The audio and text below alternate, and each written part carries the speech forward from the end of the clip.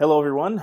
Welcome back. Uh, Today, we're going to be discussing a couple of histories from the southern Alta California coast. Uh, and one of them is very close to here, San Fernando. And another one takes place a little bit further down the road over in Pasadena near San Gabriel. The Alta California missions, as we've discussed before, founded by the Franciscans, beginning with San Diego mission in 1769 and going all the way up to a couple of missions founded clear into the early 19th century, only a couple of decades before the Mexican-American War. This time period was one that saw a great deal of disruption, especially to the native tribes along the coastal stretch of the Californias. One story that we'll start with here is that of Rogerio Rocha, who was Tataviam from San Fernando. And the reading that I'm going to use here is from a document published in 1904 and published in a journal called Out West. Rogerio was born in 1801 at or near San Fernando and was baptized in 1810, as is shown by the mission records. He was trained as a blacksmith by the Franciscan missionaries and pursued this trade for more than half a century. He was an intelligent man, industrious, thrifty, honest, and self-respecting. He was a devout Catholic and often officiated as a lay reader in the absence of a priest. Last October, when he came down to visit me at my home, he was well and strong for his great age, then 102 years.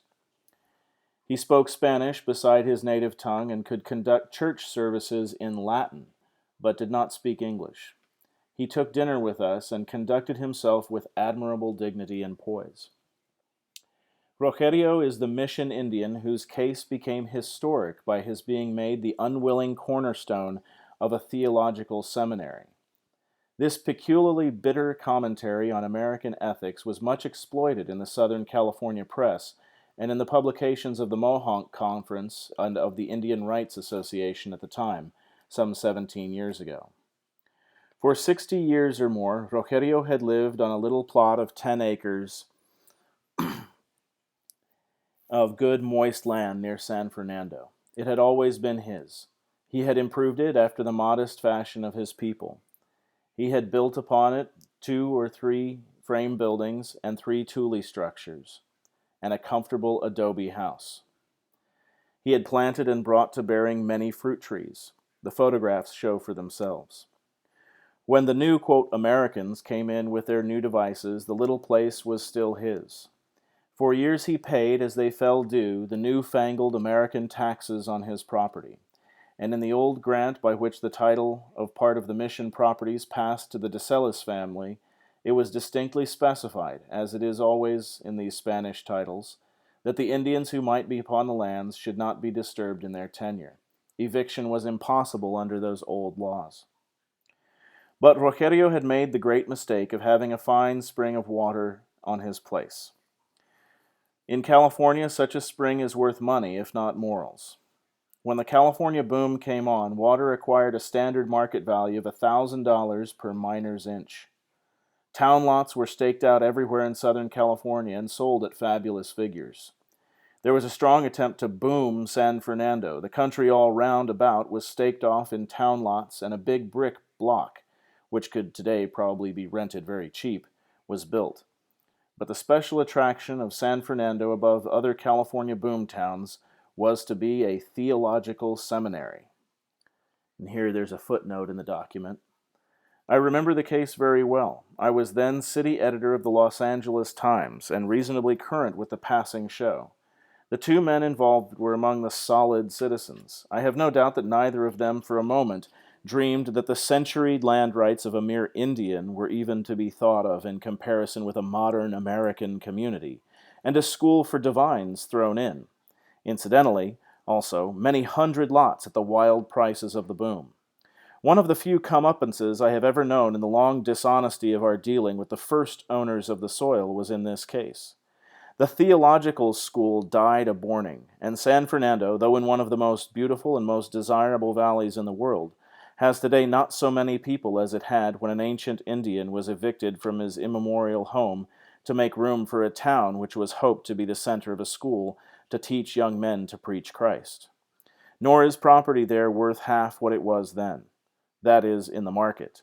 It is really worth more than it ever was, for there are few such valleys even in California. But fate seems to enjoy her little joke now and again, and Rogerio is avenged as few of his race have yet been. None of his tyrants have prospered. Quote, whatever gods may be, have laid upon them pretty near their share. Even the poor old Indian they kicked out of the home he was living in before any American ever knew there was such a country as California, even he was never so hard hit in the reasonable expectations that a father and property owner is wont to cherish.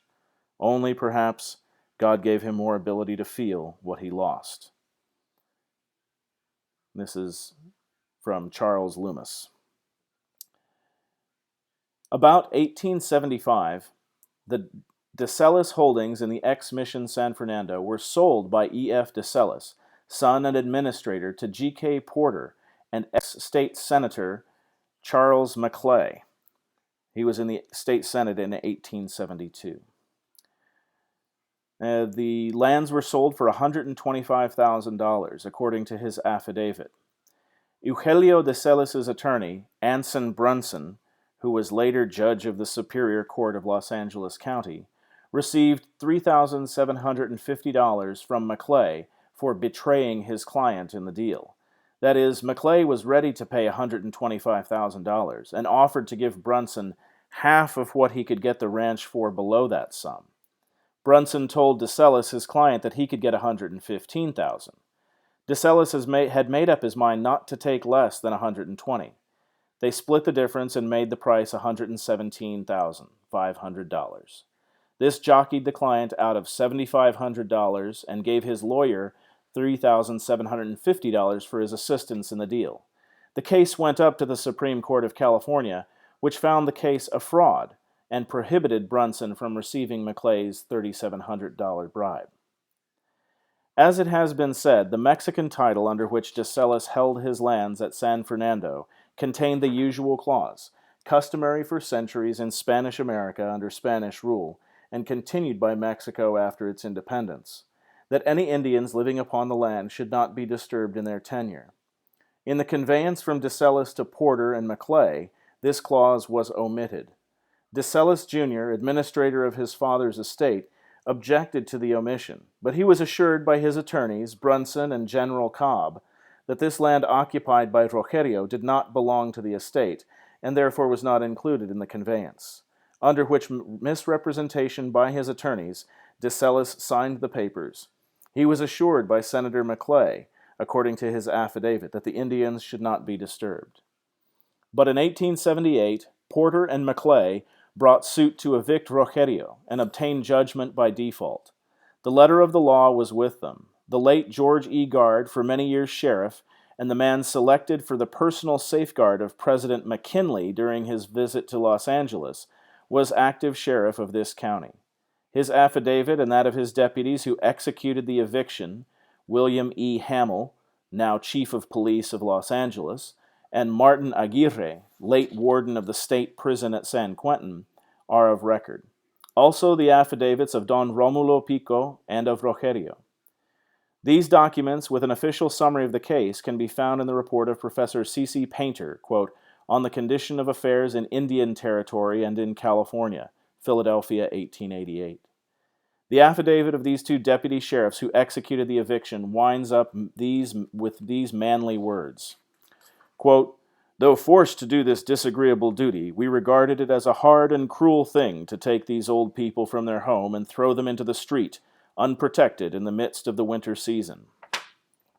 Rogerio, then over 80 years old, his wife, about the same age, and 3 other old women were evicted in the midst of the rainy season. The deputies loaded upon a wagon the furniture, provisions, seeds, and blacksmith tools of Rogerio, and dumped them on the public road some 2 miles from the house. The old women followed the cart on foot.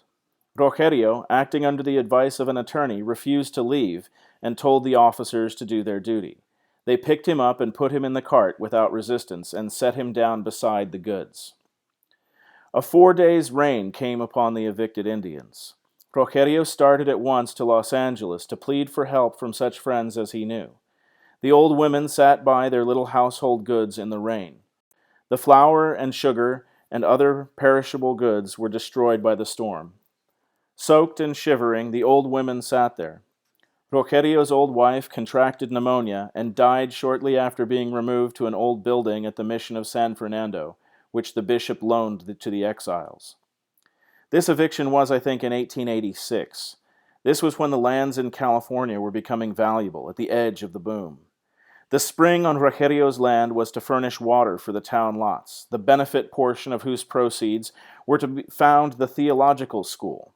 At this time, Judge R.M. Whitney was brought in with Senator Maclay, was his attorney, and took a prominent part in the proceedings of the eviction and the storm of protest which public knowledge of the facts aroused. Not only was Rogerio robbed of the land on which even the Mexican government had held him secure, he was not provided for by the ex-state senator and the Christian lawyer who benefited by the forcible conveyance, nor was he paid for the improvements he had made on the place. Bereft of his wife, who died as a direct consequence of the exposure naturally to be expected from an eviction in winter, he has since been dependent on the charity of those who could not afford to give him what their hearts dictated. He removed, after his wife's death, to a tiny patch of land in a wild canyon back in the mountains, a place too poor to be coveted by any white man, even for a theological seminary, and there eked out such an existence as he could in his extreme old age. A man of 84 or 85 at the time of the eviction, he has passed the last 18 years on land loaned to him by a Mexican, and with such slender aid as he could secure from time to time. In 1889, I was appointed U.S. Indian Agent to the Mission Indians, and during my turn assisted Rogerio as well as I could with the miserable pittance allowed by the government to the agent for the sick and indigent of 3,000 Indian people, about $200 per year all told. Since then, I have called his case to the attention of my successors, and the present incumbent has sent him a few rations. So far as I know, he has received about $5 worth in total. Perhaps the most pathetic tableau in all this sad story was the funeral of the old wife. The service, the impressive funeral service of the Catholic Church, was conducted by Rogerio himself, with the dignity and beauty that belonged to it. Mr. Romulo Pico, who was also present, says it was the most impressive funeral he ever attended. And now the old man has gone to join her. H. N. Rust, 1904. And this is actually even a very current thing. The current Tataviam tribe, one of our local tribal groups right here in San Fernando, is actually demanding that the city rename the street Maclay Street to discontinue honoring the man who so treated one of their ancestors. So you can see here, if you check out this link to the Daily News, I would ask you to read and watch some of the clips that are also associated with that, where you can see some of the contemporary tribal members discussing this issue.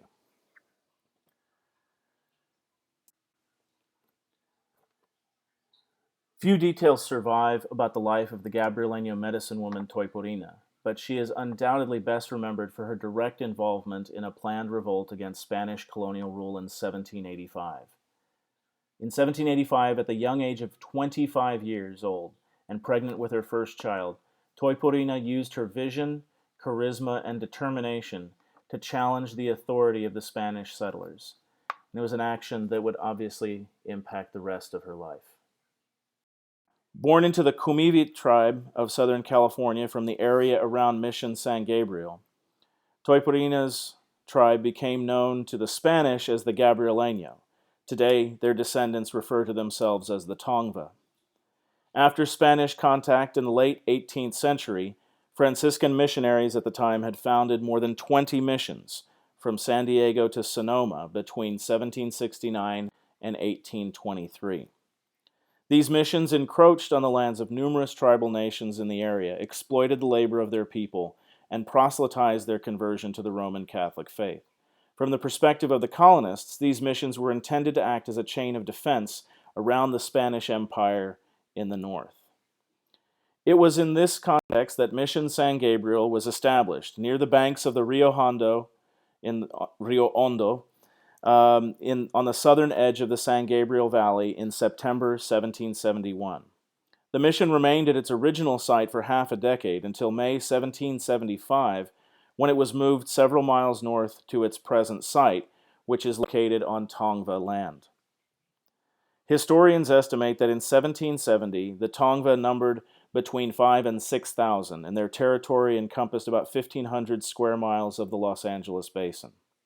This land included the watersheds of Los Angeles, San Gabriel, Santa Ana, and Rio Hondo rivers, and it extended west to the islands off present-day Los Angeles. Within that territory were more than 50 independent and competing communities, whose populations ranged from as small as 50 to over 300. By the time Toypurina became involved in the rebellion against the mission in 1785, the missionaries at San Gabriel had baptized well over 1,200 Indians, counting approximately 843 Tongva among these baptisms. In an effort to promote the self-sufficiency of their communities, retain their tribal cultures, and uphold their religious practices and beliefs, many native people at this time had been actively resisting the imposed Spanish rule in attempts at acculturation, in contrast to the stories that are often told about Native Californians and the mission system. These forms of resistance were manifold and multi-layered. It was not the idyllic scenes that are often presented to elementary school tours to the missions. In this context, Toypurina emerged as one such individual leading the resistance. She joined a group of Tongva neophytes from Mission San Gabriel in their plot against the mission.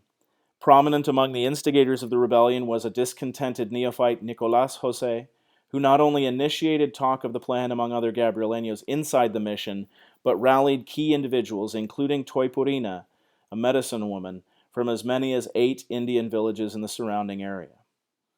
Historians have concluded that their plan was provoked in the final instance when Spanish officials forbade the practice of traditional dances. Up until that point, the Franciscans had shown certain amounts of leniency, permitting a number of native people to maintain their roles in the traditional ceremonies. Jose, in particular, is said to have been accustomed to living in ways that allowed him to equally balance commitments in both of his cultural worlds. The authoritarian decision to suddenly ban all traditional dances among the natives was thus the latest in a long string of ongoing affronts and atrocities that began to increase the more the mission system became established. Violence, rapes, forced religious conversions, and slave labor only fed into one another and increased as time went on. Jose and his allies therefore set out to destroy the San Gabriel mission. Toypurina's support of this effort is believed to have been crucial due to her extraordinary powers as a medicine woman. It was intended that she would use her divine influence to immobilize the Catholic priests during the revolt, while her male counterparts would eliminate the Spanish soldiers. On the night of October 25, 1785, Toypurina and other insurgents attacked the mission as planned, but unbeknownst to them, a corporal of the guard had been informed of the revolt ahead of time. They had been betrayed, allowing the Spanish to mount an ambush. When Toypurina arrived, she and several others were arrested. Spanish officials held a trial, sentencing 5 people to 25 lashes and another 12 to receive 15 or 20 lashes. Rather than torture or kill the offenders behind closed doors, these floggings were carried out in public, so the entire mission population would see the consequences of the rebels' actions. Likewise, the Spanish officials found Toypurina, Jose, and 2 other men Temechaskichi, and Alitjivit, guilty of leading the attack. As punishment, Toypurina was exiled from Mission San Gabriel after being held there as a prisoner for the duration of her trial, and in which time she was also forcibly baptized into the Catholic faith. She was sent to live out her life further north, first at Mission San Carlos Borromeo, located near Monterrey in present-day Carmel. There she was forcibly married to a Spanish soldier named Manuel Montera. Between 1789, the year of their marriage, and 1794, Toypurina and Montera had 3 children, Cesario, Juana de Dios Montero, and Maria Clementina. In 1789, before her 40th birthday, Toypurina passed away at Mission San Juan Bautista and is buried there. Indigenous scholars have compared Toypurina to Joan of Arc because both were religious leaders of their people, both organized revolts against invading foreign powers, both led rebel forces in the field, both were betrayed, both were subjected to sham trials, and both suffered tragic ends. Toypurina's story has therefore been taken up today by communities who either trace their lineages to the Tongva or who might in some way relate to a narrative of oppression and resistance. The 2 works of art shown at the very beginning of this lecture, or this section on Toypurina, attest to ways in which 2 distinct communities in Los Angeles have embraced Toypurina's story as representative of their own. For artist Judy Baca, who was hired by LA County to erect a monument in the largely Latino city of Baldwin Park, it felt, quote, appropriate to use her artwork to put Toypurina back into her own territory. In an interview with the LA Times, Baca explained that her artwork, as a whole, aims to portray an authentic and truthful vision of the area's history. Returning Toypurina to her homeland was thus one means of expressing this vision. She also achieved it by etching carefully chosen words and quotes into different parts of the monument that she created. Under the central arch, for example, is the word Sunigna, the Gabriel name for the area, as well as a quote from Latino author Gloria Anzaldúa, which states, "This land was Mexican once, was Indian always, and will be again." At the most distant shelter from the plaza are engravings of the word memory and willpower, which, according to Baca, are, quote, what any culture, the ones living then and those living now, has to have to preserve itself. The memory of Toypurina and the willpower she demonstrated to protect the survival of her people and culture are thus integral features of this work of public art and memory. Among historians that have studied Toypurina, one scholar by the name of Temple, Dr. Temple, in his account, as she was brought into the interrogation room, she kicked aside a stool that was provided by her captors, preferring instead to stand while delivering her testimony. It was also reported that she was the last of the witnesses to testify and was quick to take credit for organizing and leading the attack, stating her motives plainly. "I hate the Padres and all of you for living here on my native soil, for trespassing upon the land of my forefathers and despoiling our tribal domains. I came to inspire the dirty cowards here to fight, and not to quail at the sight of Spanish sticks that spit fire and death, nor to retch at the evil smell of gun smoke, and to be done with you white invaders." According to Temple, these were Toypurina's exact words, and moreover he claimed that they were corroborated by the testimonies of the other Indian defendants at the trial, who not only spoke of Toypurina's bewitching powers, but identified her as the prime instigator and leader of the rebellion. And it's important, I think, to recognize one of the other things that this tells us is the strength and importance of women in Native society is not to be taken lightly, and was one of the things that was also challenging to the authority and the social structure that was being imposed upon people by European settlers and by religious conversion. And so when we examine stories like these of survival, persistence, and resistance, we have to understand that it comes in many different shapes. And when we can identify these specific points of history, these specific pieces of First Nations heritage in California and elsewhere, especially when it touches on areas that we live in every day and places that we go to and streets that we walk down. It's important to do as much as we can to increase our understanding and increase people's acknowledgement of that. Because if it's allowed to vanish and to be actively erased in the ways that would be convenient to structures of power, to just erase all of this memory and not have to deal with it, um, that's almost like a second death for people.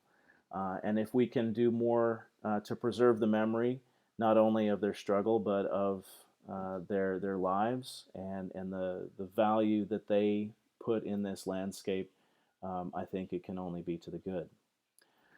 I'd also like you to look here at these audio clips. There's a link here to KCET. There's some really fantastic audio clips, interviews with Tongva elders talking about things ranging from the LA River to even a clip where they discuss their perspectives on Toiporina's rebellion. Thank you guys so much. It's been great talking with you. I hope to see you in office hours, virtually, obviously. And stay safe. I'll talk to you soon.